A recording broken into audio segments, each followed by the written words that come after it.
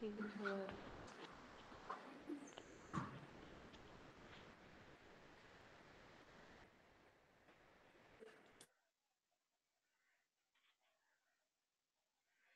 Vou fazer então.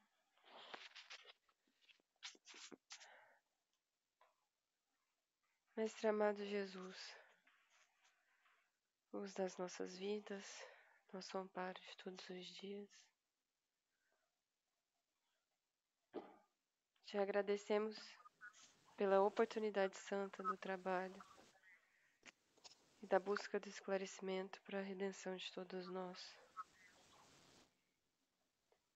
Que o teu amor invada o nosso espírito e nos traga a realidade do que nós somos e do que nós devemos trabalhar para ser.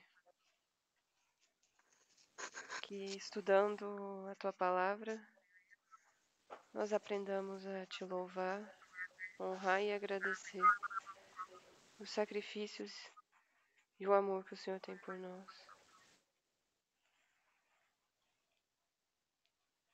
Que nós todos unamos agora todas as nossas mentes para o aprendizado, para a reflexão íntima, voltando os nossos olhos para uma realidade mais profunda, para o amor que somos capazes de desenvolver em nós, frutos do amor de Deus, nosso Pai. Muito obrigada.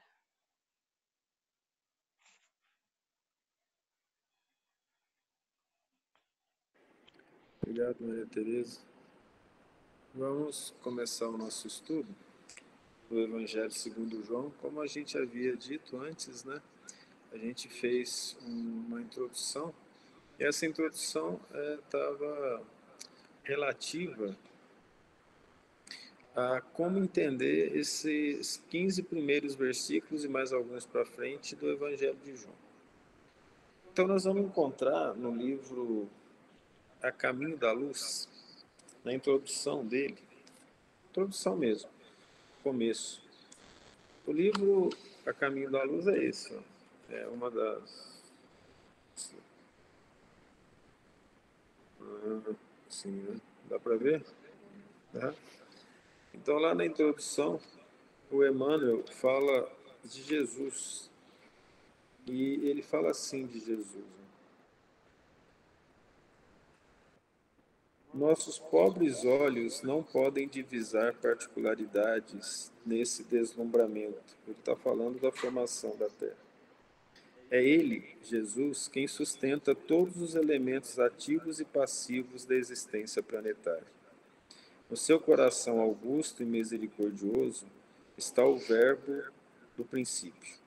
Um sopro de sua vontade pode renovar todas as coisas, e um gesto seu pode transformar a fisionomia de todos os horizontes.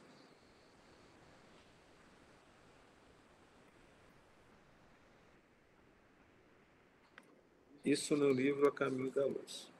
Nós vamos encontrar na Gênesis, no capítulo 1, que o Espírito de Deus movia sobre as águas. É desse verbo que João está falando. E é desse verbo que o Emmanuel está falando, porque ele está repetindo João. E lá na frente, não me lembro o capítulo, A Caminho da Luz, lá na frente, assim, os capítulos mais para frente, o capítulo 12, é a vinda de Jesus. E lá o Emmanuel vai falar da importância do Cristo para a Terra, porque ele trouxe para a Terra o próprio Deus, através de um trabalho de misericórdia e de amor. As profecias falam que ele semearia em terreno árido e que pareceria um homem curvado sobre o pecado, mas o pecado que ele carrega são os nossos. Enquanto tudo passou, Jesus ficou. Então o verbo da qual João fala aqui, olha, no princípio era o verbo, esse era o Cristo. Ele fala de Jesus Cristo. E o verbo estava com Deus. Nós já lemos isso antes, mas qual foi o significado disso? Conta-nos então Emmanuel, também no A Caminho da Luz, E quando a nebulosa solar foi formada, ela, isso aproximadamente 10 bilhões de anos atrás, essa nebulosa é a poeira cósmica e que Deus, quando chegou no momento propício, chama Jesus e lhe entrega para que ele seja o responsável por aquele grupo que estava se formando no centro gravitacional onde seria a Terra, ser responsável pela evolução de um grupo de mônadas celestes. Quem chama mônada é o André Luiz, no livro A Evolução em Dois Mundos. Então, lá no capítulo 3 do livro Evolução em Dois Mundos, no capítulo 1 também, eles vão falar sobre a mônada celeste.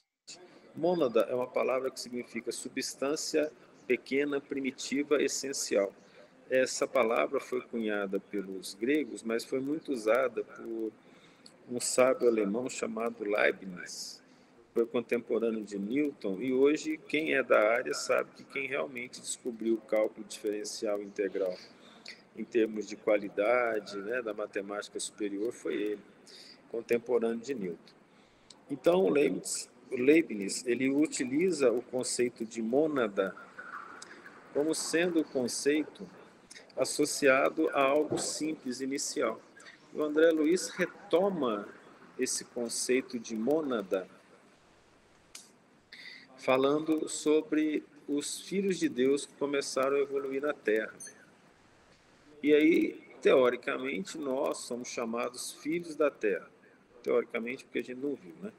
Mas se a gente acredita seriamente nos espíritos e na mediunidade do Chico, nós começamos a evoluir na Terra como seres vindos do Criador. E o André Luiz conta a história que há cerca de 1 bilhão e 500 mil anos atrás esse processo começou. Na época, batia com as informações dos cientistas, só que hoje isso passou para 3,5 bilhões de anos, em que as primeiras bactérias e os primeiros vírus apareceram na Terra. E, bem, de qualquer forma, o que se quer dizer com isso? Que o Cristo recebeu de Deus a responsabilidade de transformar a Terra. Recebeu a responsabilidade de colocar a Terra em condições para que a espécie humana pudesse habitá-la. Então, ele trabalhou com os elementos do planeta, sendo ele o coordenador de uma equipe angélica de engenheiros, arquitetos, biólogos, cientistas gerais, né, químicos, físicos, se é que esses termos existem no plano espiritual superior. E aí a Terra foi sendo formada. Lá no capítulo 1 da Gênesis, que termina lá com a formação do mundo e termina falando que Deus descansou no sétimo dia, é interessante porque nós sabemos que essa equipe fez experiências, né, através dos livros do Emmanuel, e que as experiências que não deram certo foram descartadas, como por exemplo os dinossauros. E lá na Gênesis fala assim, e Deus viu que era bom. Se ele viu que era bom, como é que ele, sendo Deus, não saberia que ia ser bom? Daí então já mostra que esse Deus que se fala não é o Deus do universo inteiro, mas é o nosso Deus, né? Que é o Jesus que representa o próprio Deus para nós. Então, com base nessas informações, nós sabemos que o Cristo era o verbo da criação. Então, quando nós falamos no princípio era o verbo, no princípio era o Cristo. E estava com Deus, que ele recebeu de Deus essa missão. E ele era Deus, porque ele veio representar o próprio Deus, trazendo a palavra de Deus na forma material para nós. Agora o versículo 1 fica bem explicado com a chave que a doutrina espírita deu para o entendimento da realidade. Se alguém tiver alguma coisa que falar, fica à vontade.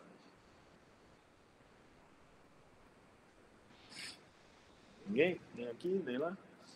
Não? Ele estava no princípio com Deus. Então aqui ele deixa bem claro que ele não era Deus. Ele estava no princípio, mas não é o princípio do universo, é o princípio da Terra, do planeta Terra. Todas as coisas foram feitas por ele, e sem ele, nada do que foi feito se fez. tudo relativo à Terra. Cristo não fez o universo, não fez a galáxia, ele fez a Terra. Ele é chamado governador da Terra pelo Emmanuel no livro A Caminho da Luz e depois pelo André Luiz também nos vários livros que ele escreveu sobre a vida no plano espiritual. Nele estava a vida, e a vida era a luz dos homens. Aí, nesse momento, para quem gosta de estudar, esses 3 primeiros versículos, eles falaram sobre o Cristo construtor, Cristo arquiteto, Cristo criador, criador físico. A partir do versículo 4, ele começa a falar da questão moral, de ter trazido a palavra de Deus para nós. Nele estava a vida, e a vida era a luz dos homens. Nós vamos encontrar nos evangelhos as seguintes afirmações sobre a vida. Eu sou o caminho e a verdade e a vida. Ninguém vem ao Pai senão por mim. Então, quando ele diz nele estava a vida, é que ele veio trazer uma nova vida. Que nova vida? O Emmanuel vai dizer que quando Cristo vem, ocorre o crepúsculo de uma nova civilização. E que o Cristo veio marcar a maturidade moral da humanidade. Ou seja, ele veio trazer a lei de Deus, porque nós já tínhamos condições de aplicá-la no nosso dia a dia. Emmanuel vai mais longe e diz assim: não estou aqui para interpretar os evangelhos, que foi vastamente feito pelas várias religiões. Mas nós devemos chamar a atenção, ele fala, para que os princípios trazidos pelo Cristo através do seu exemplo sejam colocados no cotidiano, no dia a dia do indivíduo. Então, Cristo já foi muito debatido, polemizado com filmes, livros, ideias inescrupulosas e infelizes, não obstante interpretações maravilhosas, como Fenelon, Nicolas Madeleine e outros tantos espíritos evoluídos que fizeram a interpretação moral da vinda do Cristo, até através dos seus exemplos, como São Vicente de Paula, Santo Antônio de Pádua, São Francisco de Assis, né? Madre Teresa de Calcutá, Irmã Dulce, Chico Xavier, são espíritos que fizeram a interpretação no dia a dia da vida de Jesus para nós. Outro versículo que fala assim, além de eu sou o caminho, a verdade e a vida, ele fala, vim para que tenham vida e a tenham em abundância. Depois nós vamos encontrar em Paulo, nas várias epístolas, ele falando que em Cristo estava a vida. Aí nós devemos voltar para nós a seguinte pergunta: ninguém vivia antes de Cristo? Vivia. E havia vida antes de Cristo? Havia. O fato dele falar que está nele não significa que não existia. Mas o que ele quer dizer com vida? Ele está falando da vida espiritual. Eu vim trazer as bases para o entendimento das verdades universais para que o homem possa utilizá-la na sua evolução, na busca da felicidade. Felicidade é a essência de todo filho de Deus. Ele busca Deus em essência. Emmanuel chega a dizer que o vicioso, o orgulhoso, o vaidoso, ele busca Deus, mas não sabe que está buscando Deus. E nós sempre buscamos Deus. Não há outra maneira de viver senão buscando o nosso Criador. Por mais que alguns se digam ateus, ou o que quer que digam, eles procuram Deus e não sabem, só estão interpretando mal a si mesmos e as outras pessoas, e o que as outras pessoas falaram sobre Deus. Eu conheci muitos que se diziam ateus porque só conheciam a religião católica e discordava dela. Não procurou outra, por exemplo, né? Então, quando nós falamos em vida no Evangelho, considere-se sinônimo de virtude. E nele estava a virtude, e a virtude era a luz dos homens. Se nós interpretarmos dessa maneira, nós vamos entender isso. E ele continua, e a luz resplandece nas trevas. Luz e vida é uma espécie de sinônimo. A palavra luz, ela significa dia. do hebraico, do aramaico antigo, né? Da língua que foi escrita a Bíblia. E a palavra dia deu origem à luz. E Deus fez noite e dia, né? E esse foi o primeiro, tarde e dia, esse foi o primeiro dia, né? Tarde e noite, uma coisa assim. Mas assim, dia significa luz. Originou a palavra dia, que é onde está iluminado pelo sol, e a palavra Deus, que significa luz também. Então, a palavra Deus ela é derivada de dia, que significa luz. Então ele fala, a luz resplandece nas trevas. O Cristo vem entre nós. Por que a terra é trevas? Parar aqui nessa vírgula. No livro, a Carta de uma Morta, escrita pela mãe do Chico Xavier, ela fala que quando ela chega na Terra pela primeira vez, depois que ela vai para o mundo espiritual superior, ela vê uma bola negra, ela vê trevas. Os únicos pontos de luz que ela via eram os locais onde se fazia um evangelho, se lia o evangelho. Eram os templos e as casas onde se lia o evangelho. Então, quando nós vemos isso sendo contado no meio do século passado, né, no início do século passado, nesse livro Cartas de uma Morta, nós imaginamos que há 2000 anos atrás tinha mais trevas, né? Então, o Cristo veio resplandecer nas trevas da Terra. O que são essas trevas? É o conjunto das vibrações emitidas pela mente dos habitantes humanos do planeta Terra. Então, se a Terra é trevas, somos nós que emitimos trevas. Se nós fazemos o evangelho no lar, lutamos para ser melhores, transformamos a casa espírita, o templo católico, o templo evangélico, em local sério e sagrado de oração, aí já tem luz. É onde Jesus resplandece. Ele resplandece nos templos, mas principalmente no coração dos homens que o habitam. Jesus não está num templo de pedra, não está num templo de madeira, ele está no coração dos homens. Os homens, então, fazendo Jesus refletir-se neles, através dos seus exemplos, traz a luz a esses locais. E as trevas não a compreenderam. De fato, nós assassinamos, né? Nosso Senhor foi assassinado. E o que ele fez de mal para os outros, né? Nada. Então aqui nós vemos João ainda falando da parte moral. Ele dá uma paradinha no versículo 5, ele não foi escrito para o versículo não, né? Quem deu a ideia de versículo foi Sassi, né? Em francês, que Kardec seguiu esse direcionamento. Aí aqui a gente para um pouquinho, ver se alguém quer fazer algum comentário, tem alguma pergunta, quer conversar alguma coisa. Nada aqui também não? Queria fazer. Fica à vontade. É Thales, né? Sim. Thales, voltando um pouquinho atrás sobre a criação. Sim. Você falou que envolvia o biólogo, engenheiro, tudo para a criação. Isso. Qual é a finalidade disso aí? Vamos supor, eu vou viver uma vida inteira e vamos supor, vai ter muitos insetos aí que eu não vou conhecer. E por que criou tudo isso aí? Qual que é a finalidade de tudo isso aí? Como que eles também foram descobrir o formato? Nós vamos fazer um animal assim, assado. Se eu soubesse isso em detalhe, eu ia estar lá com eles. Então eu posso falar só do que a gente pode pensar a respeito. Não, tá certo. Não, mas não, foi brincadeira. Mas olha só, todos ouviram a pergunta do seu nome? Adriano. Do Adriano. O Adriano já tinha falado o nome, eu tinha esquecido.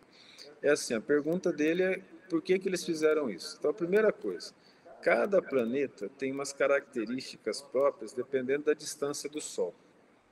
O tamanho da Terra faz com que ela gire numa órbita em torno do Sol, caracterizando as estações e as temperaturas. Mercúrio, por exemplo, ele está a cerca de 49 milhões de quilômetros do Sol. Ele não tem atmosfera porque os ventos solares retiram a atmosfera dele. E a temperatura média do planeta é de 450 graus Celsius. Então, o homem com a nossa constituição, os animais com a nossa constituição não conseguiriam viver lá. Mas existem seres que vivem lá, de acordo com os estudos espíritas, sim. Só que eles são adaptados àquilo. Então, eles não podem ser feitos com a mesma matéria ou substâncias que nós somos feitos. O planeta mais quente do sistema solar não é Mercúrio, é Vênus. Ele tem uma capa de CO2, nuvem de CO2 em volta dele, formando uma estufa. Então a luz entra, quando ela vai ser refletida por espaço, ela bate nessa CO2 que absorve a temperatura, dando uma temperatura média de 500 a 600 graus Celsius em Vênus. Nós não sabemos o que tem lá, porque as sondas que foram mandadas, quando elas atravessavam a nuvem de CO2, elas pifavam, por causa da temperatura muito alta. O terceiro planeta é a Terra. Nessa temperatura média da Terra, né, está por volta de 22 graus Celsius. Depois vem Marte, que é mais frio. A Terra, o Vênus está a cerca de 97 milhões de quilômetros, a Terra 158 milhões de quilômetros. A luz demora 8 segundos para chegar na Terra. Ela chega atrasada 8 segundos do Sol. 8 minutos. Depois, obrigado. Depois vem Marte, que é frio, que nós estamos querendo ir lá. Tem um pessoal que parece que quer colocar a bandeirinha lá, lotear, fazer terreno e vender as fazendas para o futuro, né? E nós sabemos pela doutrina espírita que lá é habitado, mas não é o planeta inteiro, são regiões específicas. Nós vamos encontrar essa informação também no livro Cartas de uma Morta, mas também num livro chamado Reportagens Além Túmulo do Irmão X. Ele vai falar especificamente de Marte, se alguém tiver curiosidade. Então, vou repetir: Reportagens de Além Túmulo, Irmão X, né, psicografia do Chico Xavier. Então, todos esses locais, bem, depois disso tem um cinturão, depois vem Júpiter e Saturno. Júpiter inaugura os gigantes gasosos, que é 60 vezes maior que a Terra, e a gravidade dele é tão grande que ele é considerado o protetor dos planetas mais próximos, que se vier um asteroide aqui na nossa direção, a gravidade dele puxa e cai nele. E nós sabemos que lá é habitado, assim como Saturno. Cartas de uma Morta fala que os habitantes de Saturno têm membranas nas costas que parecem asas, e eles voam na atmosfera. Eles trabalham principalmente nas luas, com o corpo adaptado aqui. E que eu comentei tudo isso. Cada planeta colocado em determinado local, sendo ele rochoso ou gasoso, os espíritos de Deus, da hierarquia do Cristo, vão construir os seres vivos de acordo com a pressão atmosférica, com a gravidade e com as condições daquele planeta. Por isso que eles trabalham para a formação de moléculas específicas na constituição dos seres vivos, a organização física e química das moléculas e toda uma estrutura espiritual que nós desconhecemos.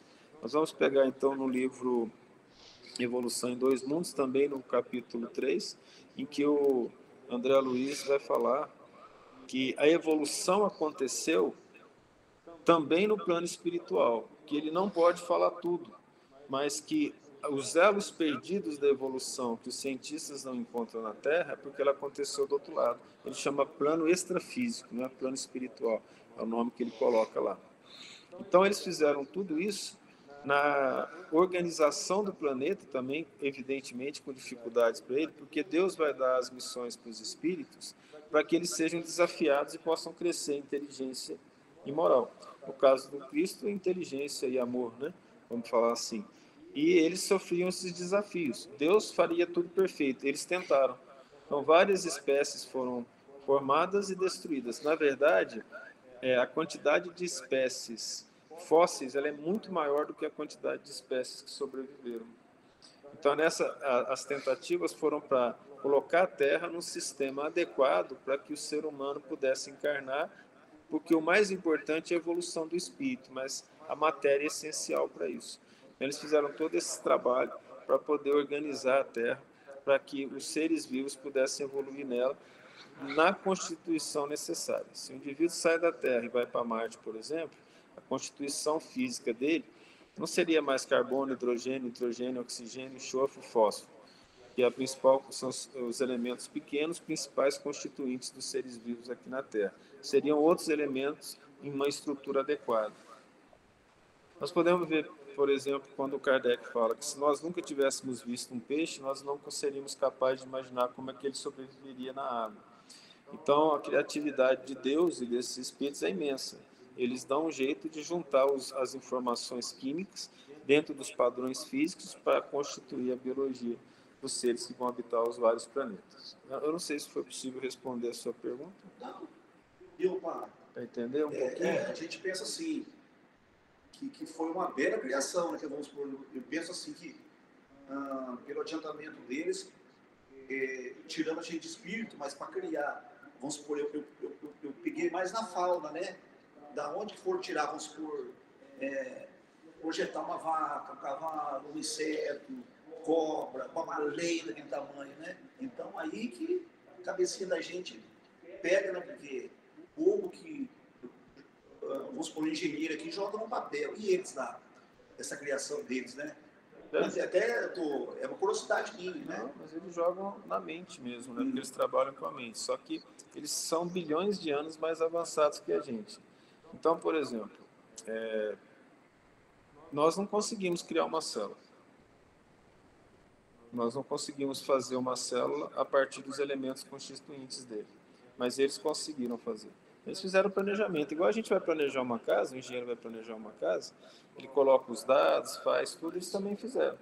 Nós vamos ver algo semelhante com isso no livro, lá no plano espiritual, no livro, eu acho que é No Mundo Maior, se eu não me engano, e no próprio livro do Nosso Lar fala sobre isso. Eles têm mapas cromossômicos. Esses mapas cromossômicos são lidos e o André Luiz fala que não tem condições de interpretar para nós. É no papel, o papel deles lá, né? Então, até o DNA, nós que encarnamos, é feito por espíritos superiores a nós, evidentemente.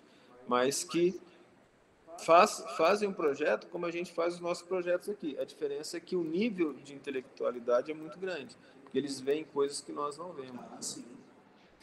Então, para a gente, por exemplo, compreender como é que o inseto foi feito, eles fizeram um trabalho não só daquele inseto, mas do que originou aquele inseto, o que ele originaria depois, e da toda a estrutura ecológica de flora, fauna que existe no planeta. A ecologia ela é muito complexa, né?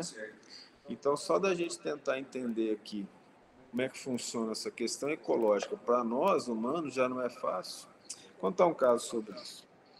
O ser humano e a sua inteligência tentando resolver os problemas.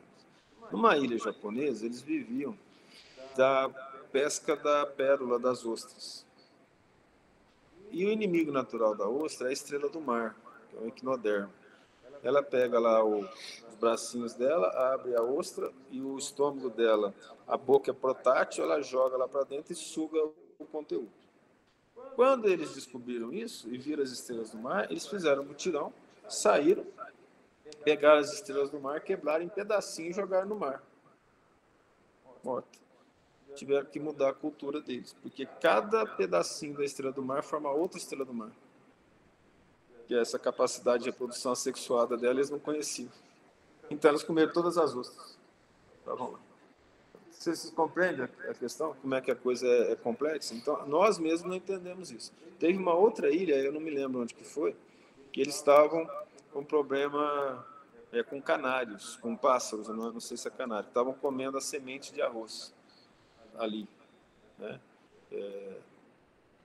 E não foi, eu não sei, eu acho que foi com gafanhoto. Estava comendo a plantação, foi isso. E eles plantavam arroz. Aí eles trouxeram os pássaros para comer os gafanhotos. Aí os pássaros vieram, comeram todos os gafanhotos e acabaram os gafanhotos. Eles tiveram então que comer a semente de arroz que estava na plantação deles. Ou seja, deu problema do mesmo jeito. Então, isso é um detalhe que nós não conseguimos interpretar nessa cadeia ecológica. A situação é bem complexa, né? Ela é bem tênue. Nós sabemos de situações de hoje sobre camada de ozônio, que a coisa não é bem verdade, sobre aquecimento da Terra, que a coisa também é bem complicada, mas o ser humano, quando ele vai se meter em variáveis que ele desconhece, ele acaba fazendo bobagem.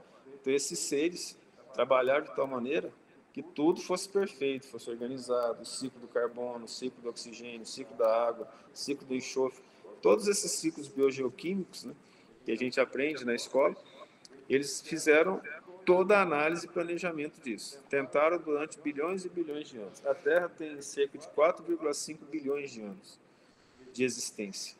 No primeiro bilhão de anos não teria vida.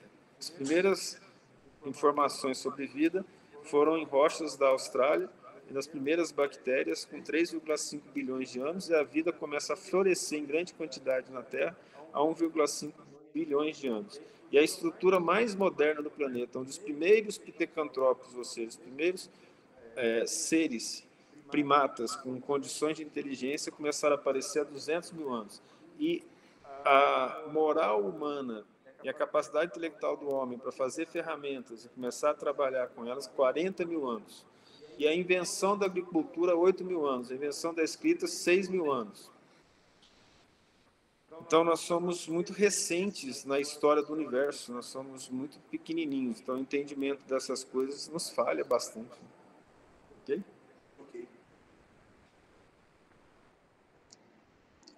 Se alguém quer fazer alguma pergunta, alguma coisa que a gente falou não ficou muito claro, é hora também de falar aí das coisas. Já vamos para o versículo 6 já? Ele vai falar de João. Quem é João? Nós vamos encontrar a melhor história de João contada por Lucas. João é filho de Isabel. Isabel era primo de Maria, né? E aquele caso onde o marido dela era velho, ela já era velha, ele entrou no templo, um anjo falou com ele falava demais, o anjo deixou mudo. Quiseram dar o nome dele para o filho, ele falou, não, o nome deveria ser João. E depois Maria, grávida, vai visitar Isabel grávida. A diferença parece que é de 6 meses, mais ou menos. Aí é quando Isabel fala, recebe o Espírito Santo e fala, Ave Maria, cheia de graça, bendita és tu entre as mulheres, bendito é o fruto do vosso ventre. Fala lá para ela na narração de Lucas. E aí ela fala, a criança mexeu em mim fortemente quando você chegou, fala para Maria. E esse era João, então, parente de Jesus. E esse João, depois nós vamos saber, nas outras histórias, que é o Elias que veio. E nós vamos ver lá com o Allan Kardec, que esse Elias e esse João, que é o mesmo Espírito, ele também é o chamado Espírito Verdade, que escreve as lições do Evangelho e respondeu muitas coisas para o Allan Kardec, que era o guia do Allan Kardec. Então nós vamos ter uma ideia de que tipo de espírito que era Allan Kardec, na qual João, que Jesus vai falar, dos filhos de mulher, ninguém foi maior que João. Era o mentor do Allan Kardec, que ele se chama Verdade. Então, quando for estudar a biografia de Kardec, vai se estudar que o espírito aparece para ele, quando fala com ele, não aparece, né, porque ele não vê, mas avisa para ele, e como que eu posso te chamar? Eu chamar o Senhor. Ele falou, chamai-me Verdade. Ele fala, a verdade significa um nome qualquer ou é a verdade que eu tenho procurado toda a minha vida? Ele fala, como quiser. Estarei convosco uma vez a cada 15 dias para responder as perguntas, mas isso aconteceu quase toda semana e quase toda vez que o Allan Kardec falava com ele. Podem encontrar na biografia de Allan Kardec. Tá? Eu acho que eu não mandei para vocês, né? O resumo da biografia, você me lembra? Vocês me desculpem, mas eu mando no grupo um resumo da biografia do Kardec que nós fizemos há um tempo atrás. Já tinham profetizado sobre João. Este veio para testemunho, para que testificasse da luz, para que todos crescem por intermédio dele. Então ele veio antes preparar o caminho. E ele pregava no deserto. Deve lembrar da narração de Mateus. Endireitai os vossos caminhos e as vossas veredas. Haverá aquele após mim, da qual não serei digno de apertar suas alparcas. Eu vos batizo com água, em verdade. Ele vos batizará com fogo do Espírito Santo. Jesus, então, entra para ser batizado e ele fala, é você que tem que me batizar e eu que te batizo? Ele fala, faz isso, pelo menos para o cumprimento das Escrituras. E ele foi avisado que o Messias, ou Cristo, se mostraria para ele quando uma pomba aparecesse sobre a sua cabeça. Então ele fala que viu descer sobre ele o Espírito Santo em forma de pomba, dizendo, este é meu filho bem-amado em quem me comprazo. Então João testemunha do Cristo e afirma que ele é o Cristo. Ou seja, Jesus que apareceu para ser batizado. João, então, é o chamado precursor do Cristo, né? É aquele que veio antes e preparou o caminho para a vinda do Cristo. Mais sobre João, Lucas. Ele não era luz, porque muitos achavam que João podia ser o Messias, e ele dizia não, que não era. mas veio para que testificasse da luz. Ou seja, que ele fosse testemunha de que o Cristo era o Messias. O Messias foi profetizado desde Moisés. Moisés escreveu assim: virá um profeta após mim, e ele deveria ter falado maior que eu, mas não falou, assim como eu, que vos ensinará a verdade. Ele estava profetizando o Cristo, né? Que era a luz verdadeira que alumia todo homem que vem ao mundo. Então aqui ele está falando de Jesus. Ou seja, ele testificou da luz verdadeira, do próprio Cristo, que alumia todo homem que vem ao mundo. Isso significa que, sendo bom ou mal, toda encarnação da Terra só acontece porque Jesus autorizou. Aí o pessoal fala, mas tem encarnação compulsória dos espíritos infelizes, obsessores. Tem. Só acontece porque Jesus deixa. Jesus conhece cada um de nós numa essência que nós não conhecemos. Ele nos conhece antes de nós sermos humanos, toda a nossa história como humano. Então, imagina a capacidade mental do indivíduo cuja aura tem que abranger parte do sistema solar como um todo. Nós falamos a vez passada que o Chico teria uma aura de cerca de 62 metros. A aura do Cristo tem que abranger no mínimo a Terra toda. Quer ver um exemplo? Para a gente entender o funcionamento disso. Se tem um espírito que é protetor da nossa casa, esse espírito tem que conhecer cada espírito reencarnado lá, concorda? Senão como é que Deus ia dar para ele uma tarefa se ele não conhecesse o que está por trás? Esse espírito é mais evoluído, ou tem uma evolução parecida com a nossa, mas pega lá as fichas no plano espiritual, dá uma lida e fala, se foi isso, se foi aquilo, se foi aquilo, até onde ele pode. Aí você imagina que um espírito é protetor de um prédio. Ele vai ser mais evoluído que o protetor da casa. Concorda? Tem que conhecer todos os habitantes e a história dos habitantes. E tem espírito protetor da rua. Tem espírito até protetor da estrada. Vocês devem lembrar do livro Mensageiros, né? Ou Missionários da Luz, agora não me lembro, em que um burro dá um coice no senhor lá, e aí chega, acho que é o Alexandre, então qual que você está lendo? Missionários da Luz? Os Missionários da Luz, eles chamam o espírito protetor da estrada. Então tem espírito que protege aquela estrada rural. Então tem espírito protetor das rodovias. Tem espírito protetor de Mogi Guaçu, de Alfenas, tem protetor de Juiz de Fora, protetor de Palmas, de Goiânia, de São Paulo, deve ser um espiritão, né? São Paulo é grande. Então, esse espírito protetor da cidade tem que conhecer todos os indivíduos que chegam na cidade, que nasceram na cidade, que fazem parte do município. A história dele. Então, você imagina a mente desse espírito. Para ter uma ideia, os espíritos protetores dos países são anjos. Assim como o protetor do Brasil é o anjo Ismael, contado no livro Coração do Mundo, Pátria do Evangelho, escrito pelo irmão X. Ele então é chamado para ser o protetor do Brasil, dado essa tarefa a ele pelo próprio Cristo, em pessoa, se é que ele é pessoa, em espírito. Aí, ele tem que conhecer todos os brasileiros que moram fora, todos aqueles que entram no país, e a história deles. Então, vocês imaginam o tamanho da mente, da memória e do poder desse indivíduo de amar. O seu amor tem que abranger todos. Vocês compreendem? Então, se o Cristo é o protetor e governador da terra, o amor do Cristo chega a todos. A aura dele abrange todos. E o André Luiz fala que todo aquele que quer trabalhar para Jesus, ele se liga com um fio mental de luz ao Cristo. Ele está ligado. E cabe a nós, pela nossa vontade e amor, aumentar a intensidade dessa luz que chega do Cristo. Então, todos nós estamos psiquicamente ligados ao nosso Senhor Jesus Cristo. Aquele que faz o mal, que enegrece a sua consciência, ele enfraquece esse laço. É ele que não quer. De lá para cá, vem sempre na mesma intensidade, por justiça e por amor. Daqui para lá é que a situação é complicada. Então, as nossas decisões ruins, os nossos erros, os nossos vícios, a nossa teimosia em não fazer o bem, faz com que a gente se desligue de Jesus. Mas ele nunca se desliga de nós. Daí que em qualquer momento que nos arrependermos e quisermos nos ligar a ele, nós o faremos novamente. Basta que para isso tenhamos a boa vontade e utilizemos o recurso de algo chamado prece. Oração com sinceridade.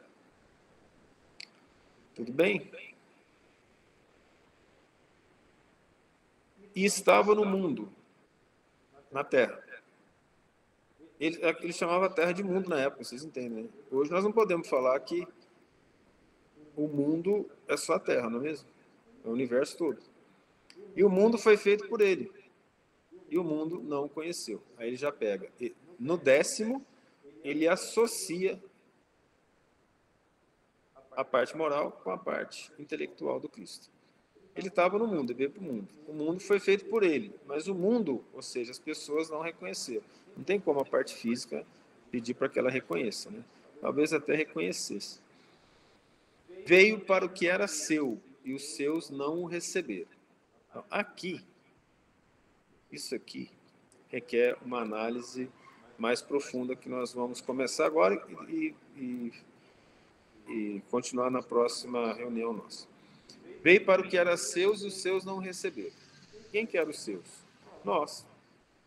Porque ele nos tomou. E nós fazemos parte de uma população, filhos da terra, que devemos crescer com Cristo.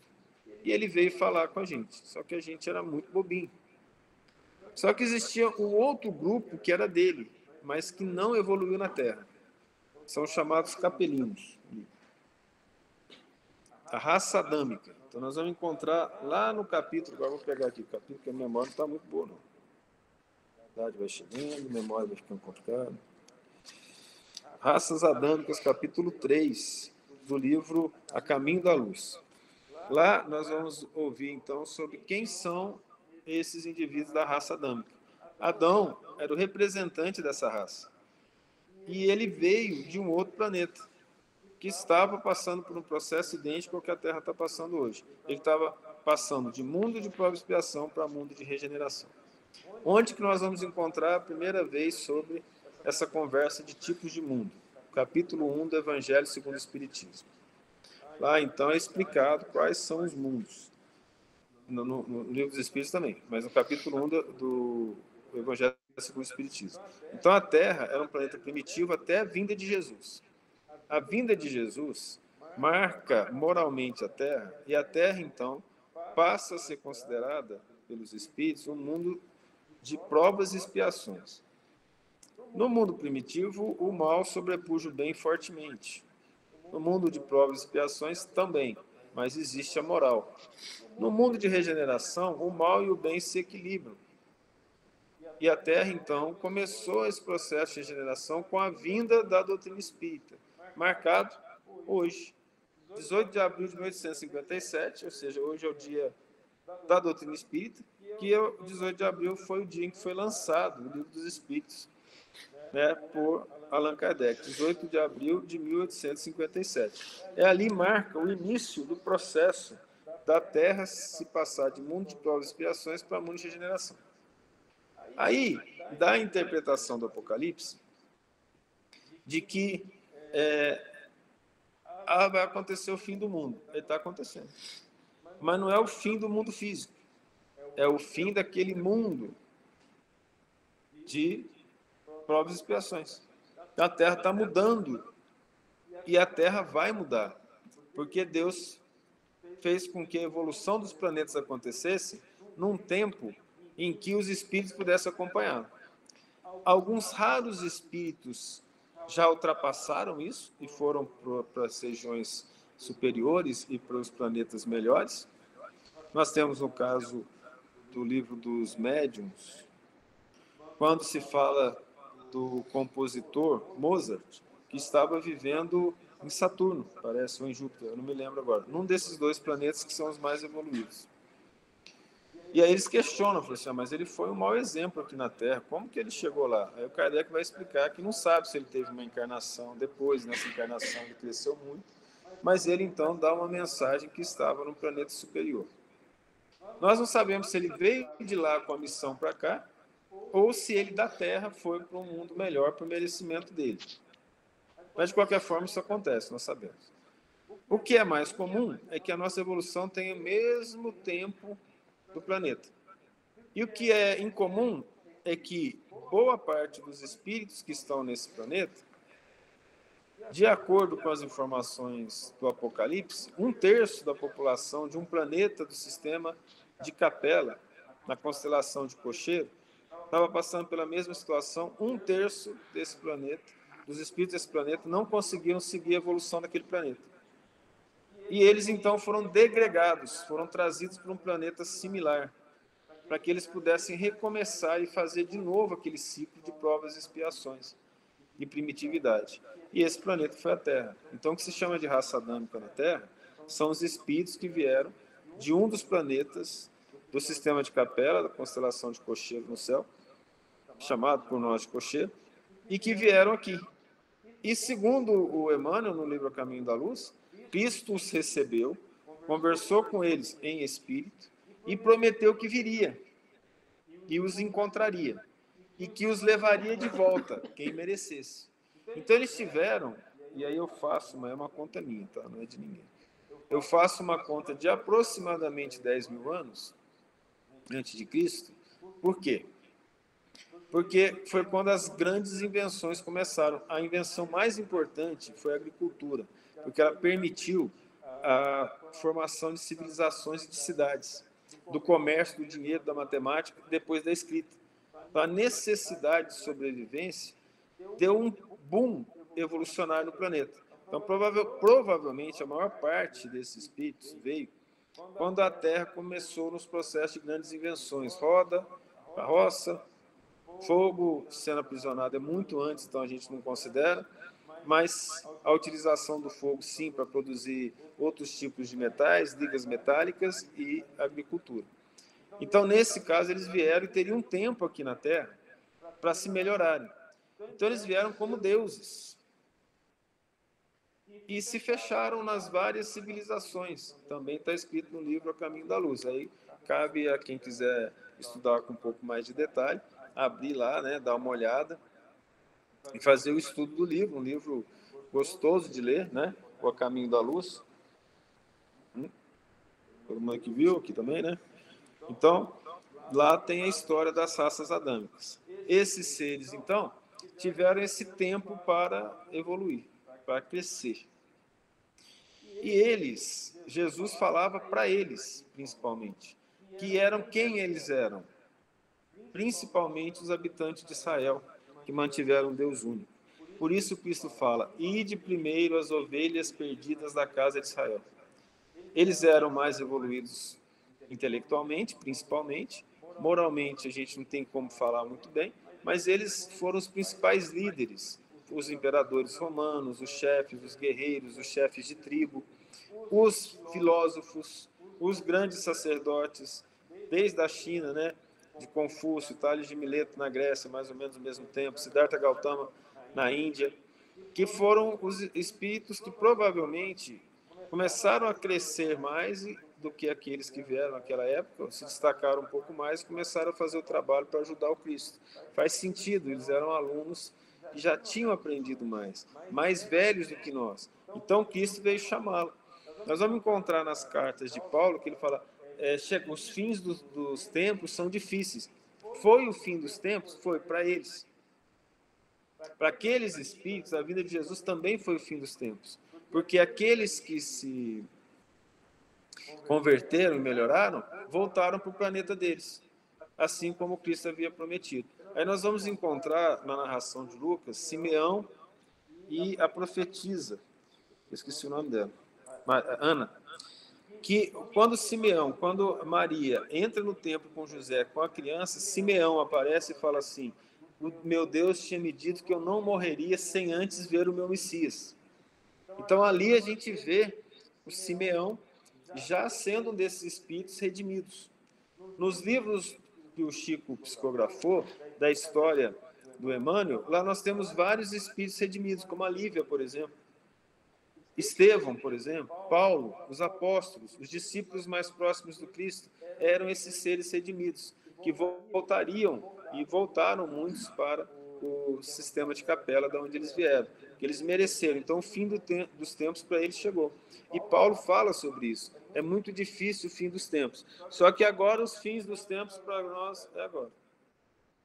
Cabe a nós ficar com Cristo ou ir para um outro planeta.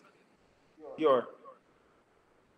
Quem dera, um planeta melhor, vamos dizer assim.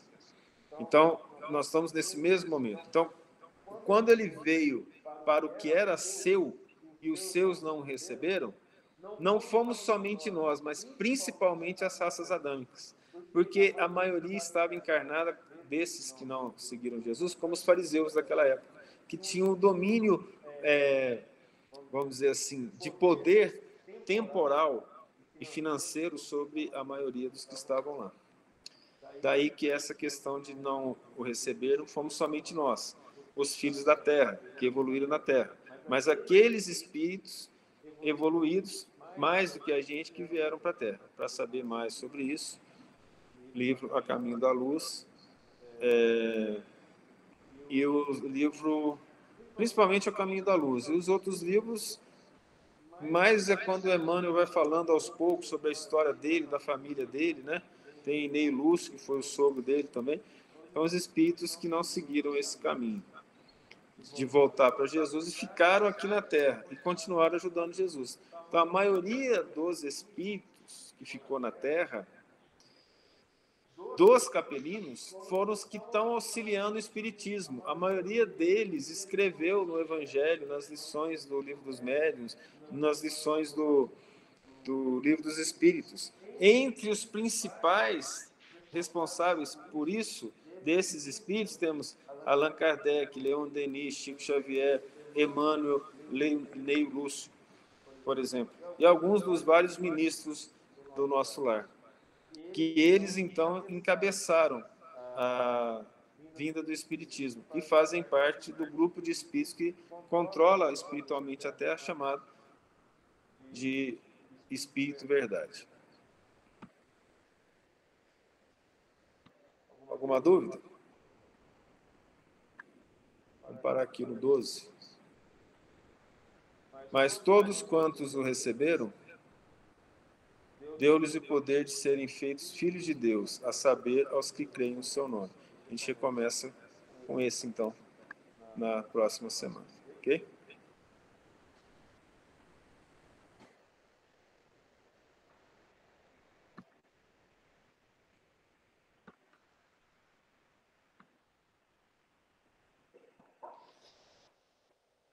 Agora é hora de perguntas, conversas, a gente bater papo mais.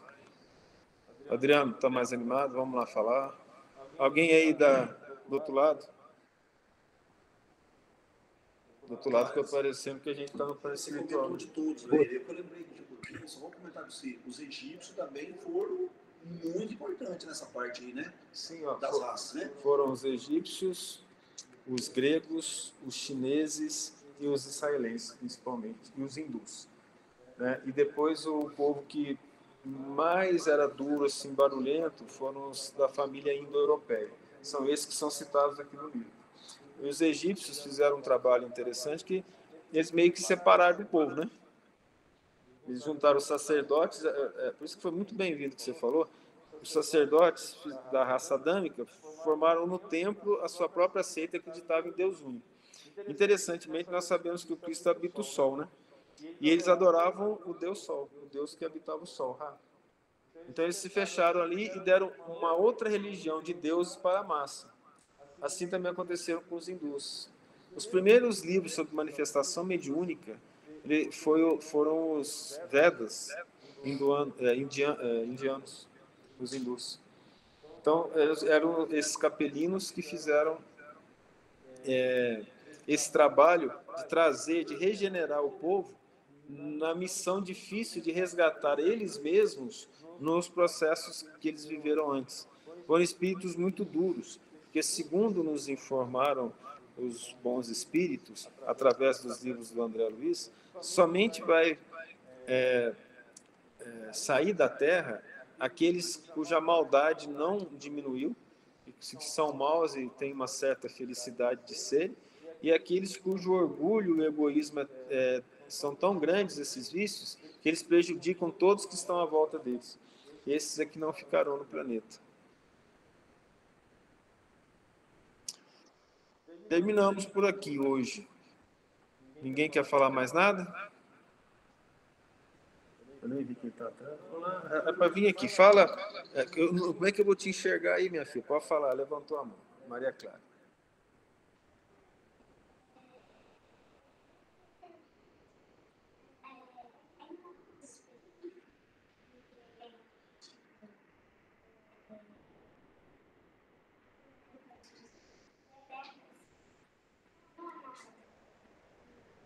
Sim.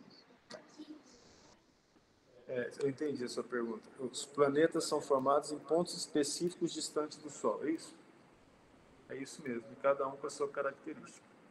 Isso é uma física pura, de cálculo. Hoje eles sabem, por exemplo, que existe um outro planeta no sistema solar, mas não é porque eles viram, a gente não consegue ver porque o planeta não emite luz, mas por causa da gravidade, seguindo esse padrão de distâncias do Sol, deve existir um ali, mas ninguém viu ainda.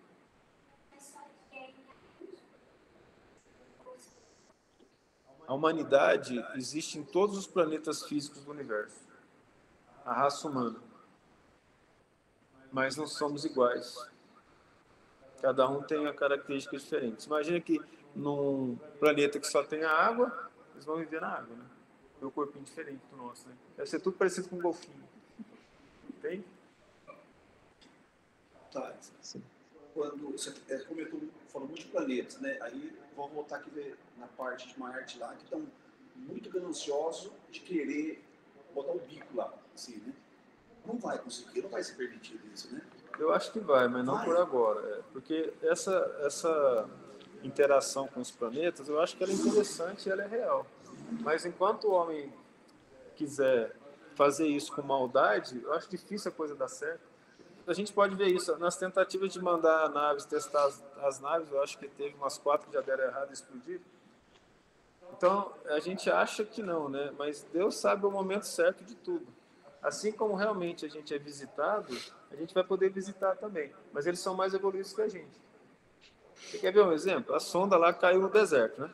Não está vendo nada, só deserto. Se eles mandassem uma sonda para cá, ela ia cair na água, porque 3/4 da superfície é água. Eles falaram assim, nossa, lá só tem água. Então, assim, tudo é relativo. Então, eles vão saber muito bem o que fazer. Mas a ideia é que as humanidades se interagem. Por que não dessa forma? Não vejo problema nisso. Até acredito que possa acontecer. Só não acho que vai acontecer enquanto o homem puder destruir alguma coisa. Quer dizer que pode ser, mas um futuro muito distante ainda, né? Ó, de Talvez tempo, não, né? de tempo eu não sei falar, porque os espíritos falam cada coisa pra gente. Eles falam assim, em breve a humanidade vai mudar, 500 anos. Para eles é breve, pra gente não. Então eu não sei dizer sobre o tempo, mas acho que vai depender mais da nossa moral, você não acha? A gente vai ficar bonzinho, inteligente, é melhor. Alguém tem mais alguma pergunta? Não? Então vamos fazer a oração final. Aqui, eu vou fazer um Pai Nosso para nós finalizarmos, tá bom? Pai nosso que estás nos céus, santificado seja o vosso nome. Venha a nós o vosso reino. Seja feita a vossa vontade, na terra como no céu. O pão nosso de cada dia nos dá hoje. Perdoa as nossas ofensas, como perdoamos a quem nos ofende. Não nos deixe cair em tentações, mas livra-nos do mal, que o teu é o reino, o poder e a glória para sempre. E assim seja. Um abraço a todos. Em breve a gente posta o nosso bate-papo de hoje. Todos estão convidados a dar opinião. Ok? Fiquem com Deus. Até mais.